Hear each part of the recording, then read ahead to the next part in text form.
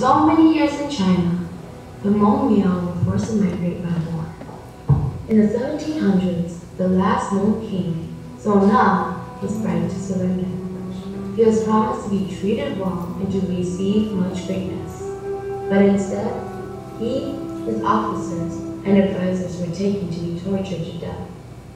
When there was no longer a Hmong king to lead, the Hmong had nowhere to go from Vietnam, where they were once again forced to migrate to Laos. The Hmong were suppressed in 1738, and half the population was affected. After being suppressed, there was a second war in 3 provinces that overpowered the Hmong because of the opium issues. The Chinese set up a slogan saying, "Get back our fields, drive the Han people and the Manchus people out of our fields." In Laos, they resided between years 1815 to 1818. The Hmong were forced to continue to run due to Chinese persecution and genocide. Several Hmong first came to the west of Dongguan and northern tip of Ban Si Pan and marked out their villages by building homes and clearing fields to plant their crops.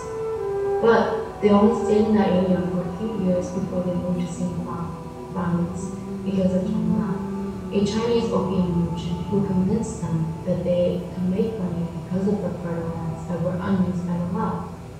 Pazi Lo, the leader of the group, was skeptical at first, but he sent out a small exploration party led by Ku Wu, who returned with good news about the land. They came upon the town of Phnom Penh and were convinced that Zhong Na was being truthful because of how the land was.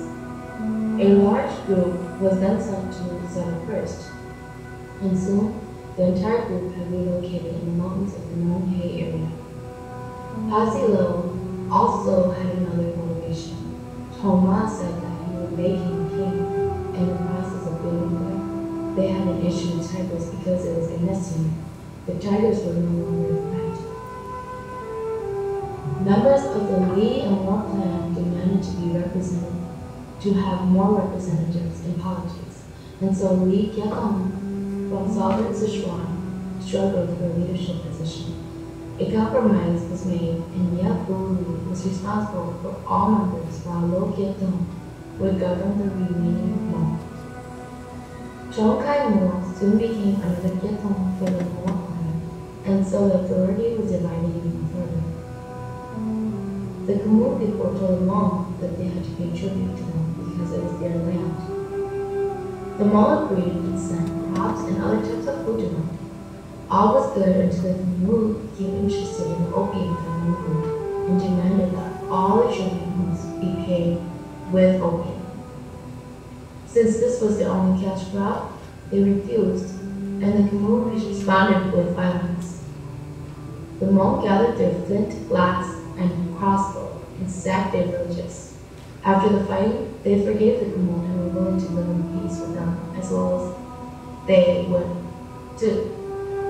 Eventually, the Hmong and Laos in China began to migrate deeper into Laos and Vietnam. In 1860, at the end of the Taiping Rebellion, a very large group of the Hmong moved into Vietnam. This group was first sighted by Dong Nguyen, Yen Min, and Quan Bat, and a military force was formed to stop them. But as a military force themselves, they easily withdrew. The Hmong assaulted 2 major cities and took them and continued south into the Delta region. The Vietnamese used war elephants and pushed the Hmong into the mountains near the Huan Ba region, near the Chinese border where they resided undisturbed for a year. Zhao convinced Hmong villagers that he was the king of the Hmong people by demonstrating his jumping powers. So, in the 1860s, he led a powerful Hmong army to break Buddhist symbols in northern Vietnam and occupied huge tracts of lands. During the time of raid, the neighboring minority groups submitted to his rule, and even the Vietnamese government recognized him as the king of those groups. Only one group resisted Zhang. They were the Tho. Because of their resistance, they were oppressed by the Hmong. Zhang married the daughter of Tao Yao, a tribesman leader. He killed his wife soon after the wedding, and so Tao Yao arranged a plot to kill the king. He hired 10 men known for their bravery and strength and paid them to pretend to be artisans who wanted to work for the king. While engaging to Tho, the king sent most of his men into battle, including many of his personal guards who watched his palace. The assassins killed Cheng, and the Hmong kingdom had fallen. In 1911, another man by the same name, Xiong, came after and claimed he would be the one to revive the fallen kingdom and whipped everyone into rebellious mode. He was captured, imprisoned, and did while incarcerated. Su Cha filled the void that was left open by Xiong's death, and though he was not as charismatic as Xiong, his rule was steady. The Chinese acknowledged his authority and gave him the title of Zhu Shi, a provincial administrator with full power over the tribal minorities. He exercised his power in Vietnam and China. He was known for his magic simply being changed in form. Legend have to hit him when he was returned with the meat, or he would remain a tiger for eternity. Instead, the villagers ran upon his arrival and he remained a tiger forever. Because of this, and because of him turning into a tiger and being hunted in order to free the poor, he told the villagers that they would warfare the Hmong in China.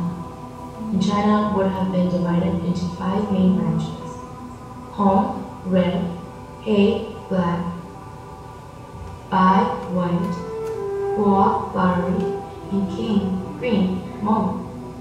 They were also linguistically separated into 3 dialects: Eastern, Central, and Western. One group cannot understand the other 2's dialects. Unfortunately, all 3 groups pay respect to the same ancestry. The legendary Qi legends, folktales, and folk songs are similar in many ways between the 3 groups. All of the different groups of the Hmong in and out of China have continued to practice the so-called showing the way of Huage in Hmong. Several practice a funeral song for the deceased. Huage guides the deceased soul from his present location to the original homeland of his ancestors, meaning to find the placenta that was buried, a Hmong traditional belief that means a child's first holy.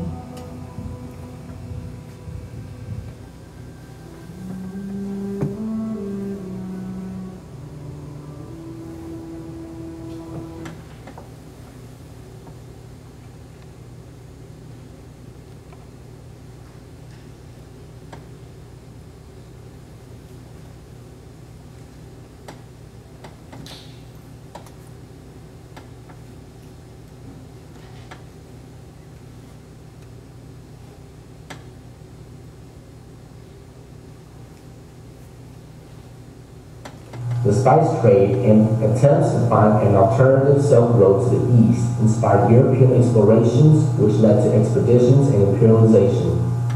Britain and Spain, followed by France, became the top imperial empires. Although France had colonized many territories, France had a reputation of not being able to sustain long-term control. Indochina was one of the territories that had conflicts of interest with the world powers at the time. It was seen as a key role in reaching out to China to strengthening one's own nation as well as spreading Western influences. Cambodia, Laos, and Vietnam, the countries between India and China, were the primary countries that were included in the main imperial territories that France occupied. Indochina was imperialized by France from the 1880s to the 1950s. Keith Quincy says that there is another covert motivation about the significance of Indochina in his book titled Hmong, History of a People. As soon as the French gained control of an area, they integrated their official opium monopoly into the colonial administration, which meant the trafficking was not just tolerated, but organized and backed by the prestige and power of the French government, says Quincy. France had firm control over Indochina up until World War I. Historians say that France's impact on World War I was not up to its potentials because its resources were spent mostly on Indochina and its imperial empire. Douglas Porch of U.S. Naval Postgraduate School of Monterey, California says in his article entitled French Warplanes 1914, The Balance of Power Paradox, that said, historians that noted that both Germany and French war preparation in 1914 fell victim to the inadequacies of traditional threat-based planning, vulnerability to threat deception, which caused each to underestimate or mischaracterize the threat. Both countries used traditional methods which weren't adequate, yet Germany had leverage over France.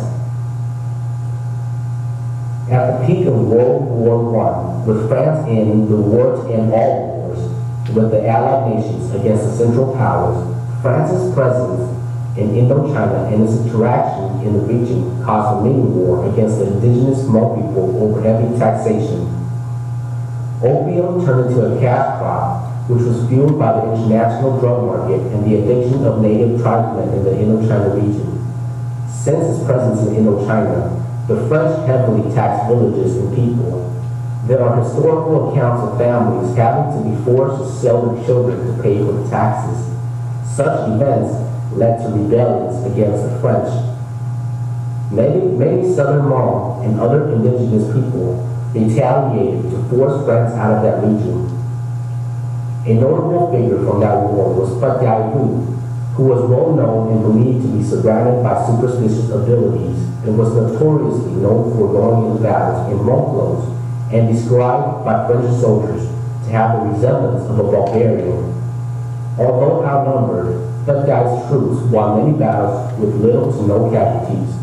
An event told by Xu Long Bu, a Laotian monk, was recorded by Keith Quincy telling about Phut Dai's influences, and he says that, first, the French sent 4 soldiers to capture him. Phut Dai's men killed 2 and spared 2, whom they released to the French will learn of Phut Dai's power. Unimpressed, the French sent 12 more soldiers. 2 were killed and 2 were released. More soldiers were sent and more killed. Phut Dai sent no more than a few more on these ambushes. He was careful for reasons only he understood, that the number was never odd. The use of guerrilla warfare was not familiar to Western war plans, so many ambushes were successful because the area was heavily jungled.